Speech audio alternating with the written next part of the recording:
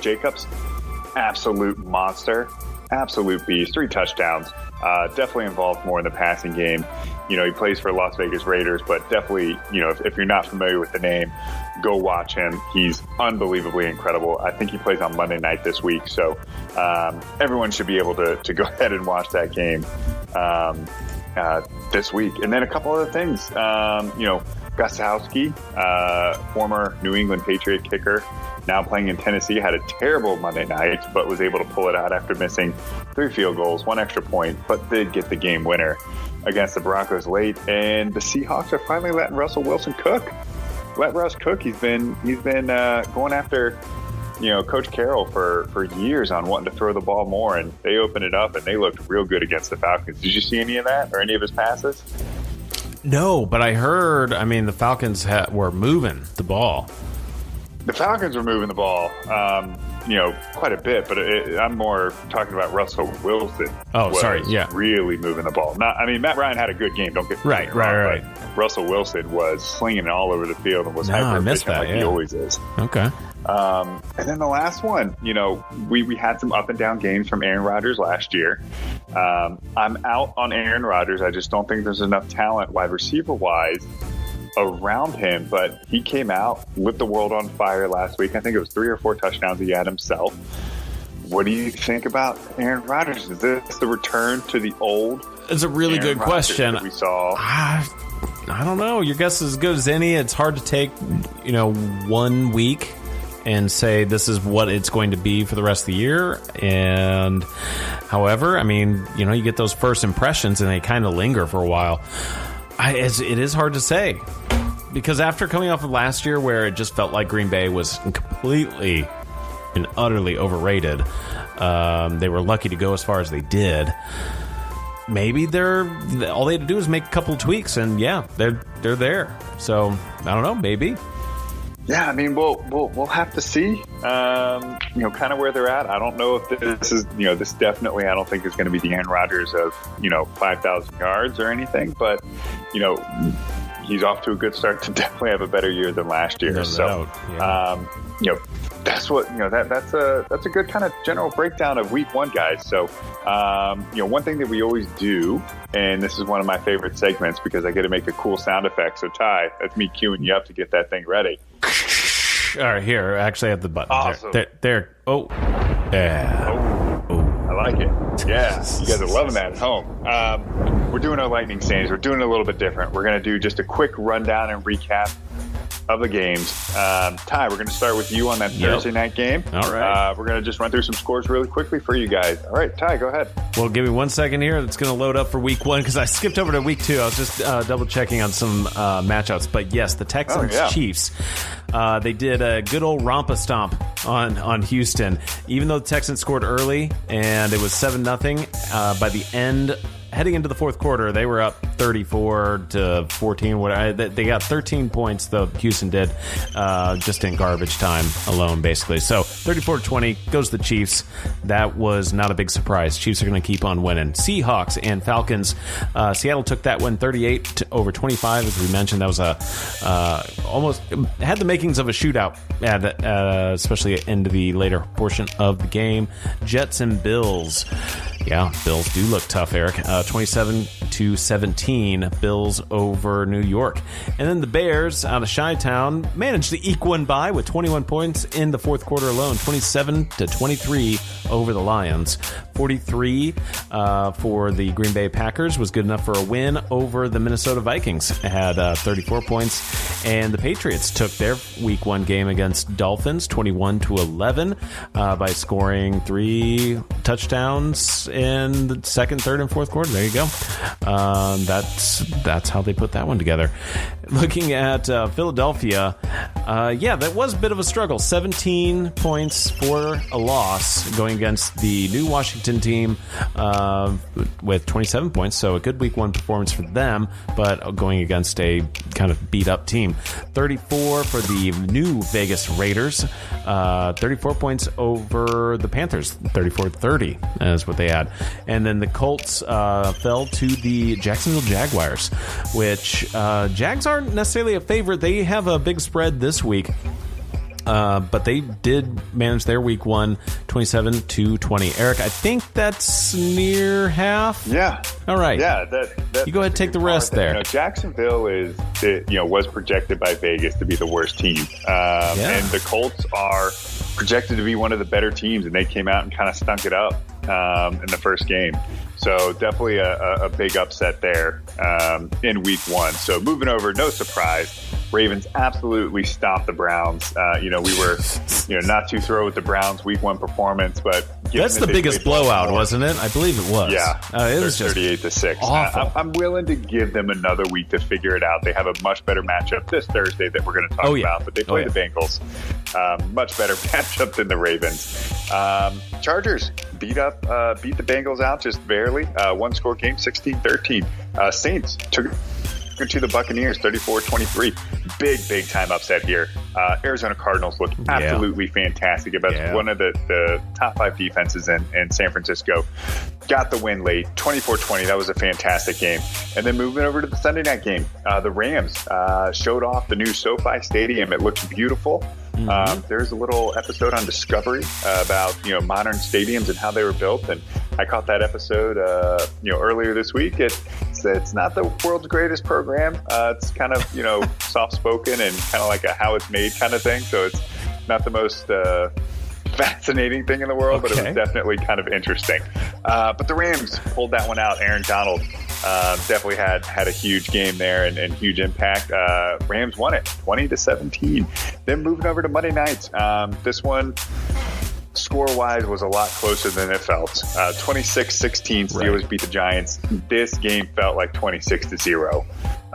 The Giants got a couple of touchdowns there, especially one late to make it a little bit closer, but the Steelers dominated. Ben Roethlisberger had more rushing yards than Saquon Barkley. No, I did not incorrectly state that stat. And then the Titans pulled one out, 16-14, and a very nice defensive game out there tight. In Denver. 16-14 Titans round out week one on the second Monday night game. So a glowing review by you, Eric, on some television programming there to watch. Hey, it's kind of one of those like have it on in the background kind of thing. Like, all right, if you're going to sit down and watch the full 60 minutes of it, it's probably Well, hey, I wanted to ask. I mean, there's a couple of new stadiums for this year. There's one out in Vegas, and we have the one in L.A. I mean, it's cool stuff to see. It's really a shame that they've also done it on like the one in Atlanta, the Mercedes-Benz Dome. They've done it on the one in New York. They did it, of course, on Jerry World. So I mean, there's a whole like slew of them that they've done. So this isn't new, but obviously the Rams one is new for this year. So moving into very different, yes. But moving into our predictions or our Who You Got section. Gotcha. This is our way too early division winner predictions. We're just going to run it down really quickly. No explanations. Just give me the teams. Ty, who you got for the AFC? Yeah, AFC. In the East, it's like what I've been saying the last 3 years about the Browns. They ain't nothing till they do something, and they haven't done anything. But on the flip side of that, the Patriots have always won the division. Out of how many years in this millennium, how many times have they not won the division? You can put it on has that happened twice, 3 times? I mean, anyway. Don't quote me on it, but it is a lot. They win every year.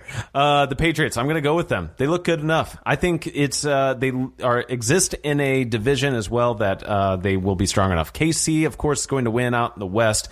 My pick out of the North is going to be the Baltimore Ravens. And then I have the Titans to repeat out of the AFC South. For NFC, I got that's right. I didn't mistype this, Eric.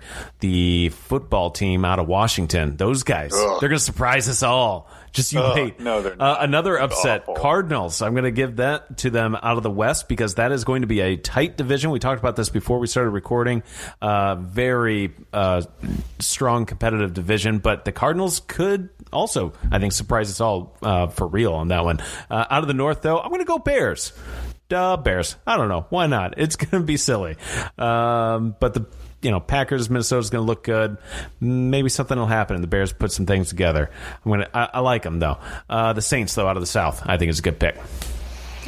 Okay, I'm going to go ahead and take over here. I'm going with the Bills out of the AFC East. I just don't think that the Patriots are going to be good enough. They lost quite a few people on defense opting out, and the Bills are super legit. AFC North going with the Baltimore Ravens. AFC South, I'm going to still take the Indianapolis Colts after, even though they had a really terrible week one against Jacksonville. Kansas City Chiefs out in the AFC West. I think that one's pretty lopsided for them. NFC, I'm going to be called a homer here, but I'm going with the Dallas Cowboys. I think Washington's hapless, New York's hapless, and it's a crazy division. Yeah. Vikings. I'm going Vikings in the NFC North. I think the Packers regress a little bit on their one-win games last year, and I think the Vikings can step up and take some advantage. New Orleans Saints in the South. And then I'm going to go ahead and I'm with you there on this wild card pick. The Arizona Cardinals, I think, are going to win that division. That's my wild card pick, and I surely believe it. I think that they can pull this out with as well as it, they played down the stretch last year, and the way that they played against San Francisco, I think San Francisco takes a step back. Now, Seattle is, of course, going to be a tough team, and so are the Rams. Right. So that's the toughest division in Would football. It surprise anyone that Seattle did well enough to win the division? No, it shouldn't. But the Cardinals have some magic going on in the desert that they could have a tremendous offensive team to come out of the West and perhaps take the win. And do I see the Seahawks or the Rams or the 49ers still winning a wild card? Yes. I mean, it is that good of a division. Any of those teams could earn a spot in the playoffs. So it's going to be, absolutely the Wild West. Whereas it's a little easier to pick out a few of the laggards out of the rest of the league. There you go. Yeah. So that brings us to our best games to watch. We're still sticking purely NFL here. Yeah. So I pulled out a couple games there. Pats and Seahawks. I think that's probably the best matchup that we have going on week 2. That's a Sunday game. Saints and Raiders. I believe, if I am correct, that is the Monday night game. Yes. So you guys will get a chance to see Mr. Josh Jacobs against a really good defense there in New Orleans. So, yes, it is a Monday night game. And then tomorrow night, or probably today, based on when we can get this episode out to everybody to listen to, Bengals and the Browns, both recent number 1 picks overall at the quarterback spot. Let's see how this pans out. It's funny. I'm looking at the whole lineup and going down on ESPN, the way they listed it, and I know it wasn't intentional, but you're looking at the kind of the worst teams, like not necessarily the least entertaining matchups. The Bengals and Browns, I think it's going to be a good game, but these are two clubs that have not been stringing together winning seasons. They are hungry for some wins. That's going to be, I think, a real grudge match. Giants and Bears are squaring off. The Bears want to keep winning. They're going to need them all. And this is a good opportunity to get their second win of the season. But, the Giants are going to want to come out and show that they are for real. But then you have Falcons-Cowboys. So then it starts transitioning into, it's going to be a lot of points. It's going to be a lot of points in Dallas on Sunday. Yeah, some really good matchups coming through. But then when you start looking at the end of Sunday, then you do have that Panthers-Bucks. Washington Cardinals, I think, will be good because that's going to be a true test. Yeah, they both came off a good has a win. good defensive line. Yeah, it's going to be that could be surprisingly good. Yeah, one game that I think you don't even need to tune in for unless you're a Baltimore fan is the Ravens-Texans game. I think that one is just going to get away from the Texans once again. Unfortunately, more like a 35-24 game. It looks a little closer on paper, but it'll be one of those games where they control much of the afternoon. Okay, there you go. Awesome. That's what I have. I wanted to throw that out there in a flurry, but I'm signing off, Eric. I'm out of here. Thanks for talking about football. We'll do it again. We are too, guys. Thanks so much. We'll see y'all next time. Bye. Thanks for tuning in to Average Sports with Average Guys. Don't forget to like, subscribe, share, tell your friends, and we'll see y'all next time.